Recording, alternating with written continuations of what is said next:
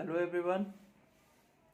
आज हम लोग इंडियन एविडेंस एक्ट सेक्शन 45 को समझने वाले हैं, जो बात करता है ओपिनियंस ऑफ एक्सपर्ट,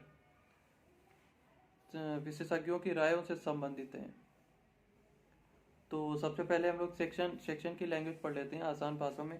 तो कहता है कि जबकि न्यायालय को विदेशी विधि, विज्ञान, कला, हस्तलेख या अंगुली चिन्हों की अनन्यता के बारे में कोई राय बनानी है, तब वह स्पेशली स्किल्ड व्यक्ति से उसकी राय ले सकता है और उसकी राय को ग्राह्य भी कर सकता है।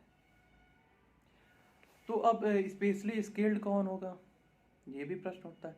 देखिए, पहले ये बात समझ लीजिए, कभी कभी कोर्ट के सामने ऐसे मामले आ जाते हैं जिनमें जज को उस जानकारी नहीं होती है, या फिर यूँ कहें आसानी से उनकी जानकारी नहीं प्राप्त कर सकता है। जैसे कि फॉर एग्जांपल अगर कहें तो कोई प्लेन क्रैश हो गया, तो प्लेन क्यों क्रैश हुआ, कोई टेक्निकल फॉल्ट हुआ होगा, ऐसे ही थोड़ी ना क्रैश हो जाएगा। या फिर कोई जलयान, कोई जहाज क्यों डूब गया, कुछ फॉल्ट हुआ होगा। तो वहाँ पर कोर्ट एक्सपर्ट की ओपिनियंस ले सकता है और उसे ग्राह्य कर सकता है। इवन एक रोड एक्सीडेंट में एक ट्रैफिक पुलिस की राय को भी उन्होंने एज ए एक्सपर्ट एविडेंस के तौर पर उसे भी स्वीकार किया और उसे ग्राह्य किया था। अच्छा, एक केस है Abdul Rahman versus state of Mysore. तो इसमें सवाल ये था कि सोने की शुद्धता को लेकर सवाल था। तो यहाँ पर कोर्ट ने एक सुनार गोल्ड स्मिथ की राय को भी स्वीकार किया था, ग्राह्य किया था। और उसके पास कोई डिग्री नहीं थी। अब देखिए, उसके पास एक्सपीरियंस था, वो सुनार था, उसके पास एक्सपीरियंस था। एक्सपीरियंस के तौर पर उसे एक्सपर्ट मान लिया गया। यानी कि ऐसा कुछ जरूरी नहीं है कि किसी ने बीटेक कर रखा हो, किसी ने कोई विशेष नॉलेज, कोई डिग्री प्राप्त कर रखी हो, ऐसा कुछ नहीं है। वो एक्सपर्ट अपने एक्सपीरियंस के तौर पर भी हो सकता है, या किसी विषय के बारे में बहुत ही अच्छी नॉलेज रखी है, तब भी वो एक्सपर्ट हो सकता है। तो अब इस सेक्शन में 5 विषय, विदेशी विधि, विज्ञान, कला, हस्तलेख, अंगुली चिन्हों की अनन्यता, देखिए कितनी आसानी से याद हो जाता है और इसमें कुछ भी टफ नहीं है। तो ये 5 विषय हैं। तो सबसे पहले बात करते हैं विदेशी विधि की। विदेशी विधि को अगर हम साधारण भाषा में कहें, जो इंडिया में एनफोर्स नहीं है, जो इंडिया में प्रवर्तनीय नहीं है, वो विदेशी विधि है। सीधी सी बात है। इस पर एक केस था, क्या नाम था, अजीज बानो वर्सेस मोहम्मद इब्राहिम हुसैन। तो भैया इसमें जो पक्षकार थे, जिन्होंने केस के जो पक्षकार थे, उनका कहना यह था कि भैया जो सिया विधि ये इंडिया में तो है नहीं, ये इंडियन लॉ थोड़ी ना है, ये तो सऊदी अरब का है।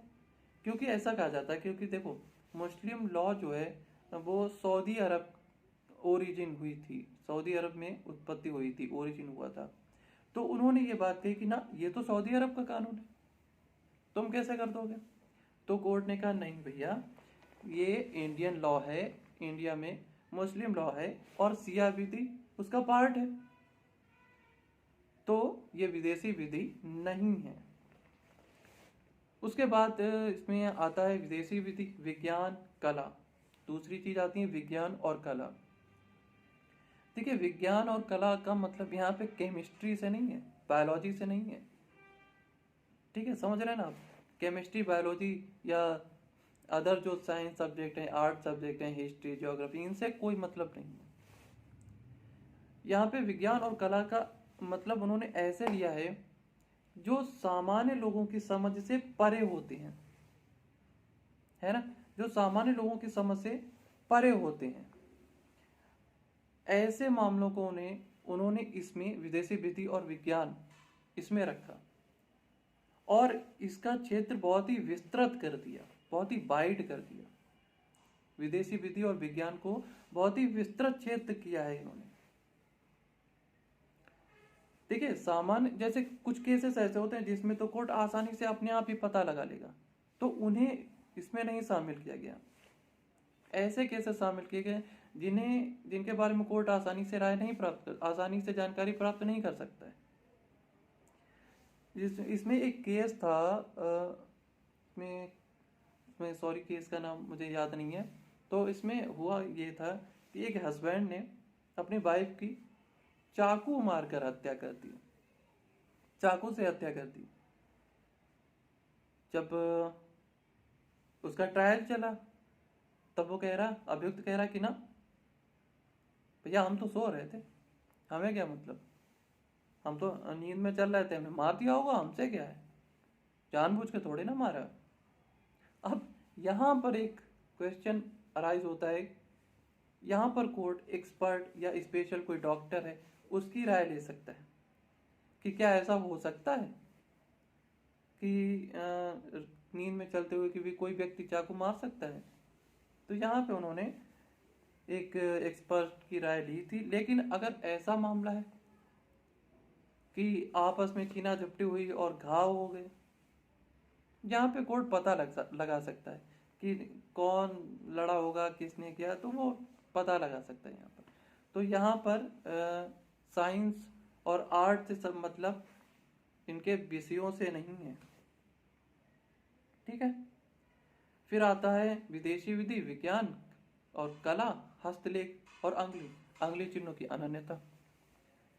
फिर हस्तलेख और अंगुली चिन्हों की अनन्यता, identity of hand writing and finger impressions. तो इनको थोड़ा कमजोर टाइप का एविडेंस माना है और इन्हें न्यायालय ने कहा कि ना इन्हें संपोषक होना चाहिए, कोरोबोरेटिव होना चाहिए। इन्हें एक दूसरे मतलब इन्हें एकदम से वो ग्राह्य नहीं करते हैं, इन्हें पहले कोरोबोरेटिव करते हैं किसी अदर एविडेंस से, उसके बाद ही ग्राह्य करेंगे, ठीक है।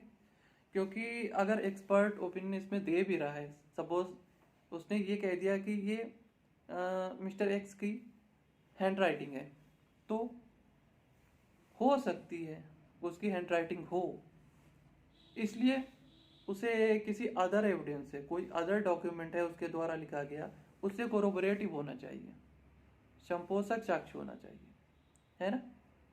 उसके बाद में ही उसे ग्राह्य किया जाएगा। इस पर लास्ट जो बात आती है वो है कि इसकी वैल्यू क्या होगी, है ना, वैल्यू क्या होगी। तो वैल्यू के बारे में इसमें सीधी सी बिल्कुल साधारण सी बात कही कि देखिए एविडेंस का ग्राह्य होना और एविडेंस की वैल्यू दोनों एक अलग अलग सवाल है, एक ही बात नहीं, दोनों अलग अलग बातें हैं। तो कोर्ट ने कहा कि ना इसकी वैल्यू के बारे में इस पर कुछ कहा ही नहीं गया है, हाँ, लेकिन ग्राह्य होगा, ये तो कहा गया है कि ग्राह्य होगा, लेकिन इसमें इसकी वैल्यू के बारे में ऐसा कोई कुछ भी नहीं कहा गया है कि उसकी वैल्यू क्या होगी।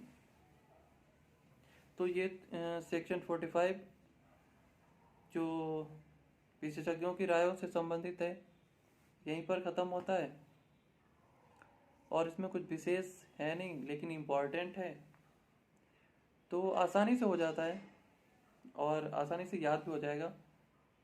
मुझे आई होप आप लोगों को समझ में आया होगा। तो हम लोग आगे का वीडियो अगले टॉपिक को कवर करेंगे। तो thank you so much guys.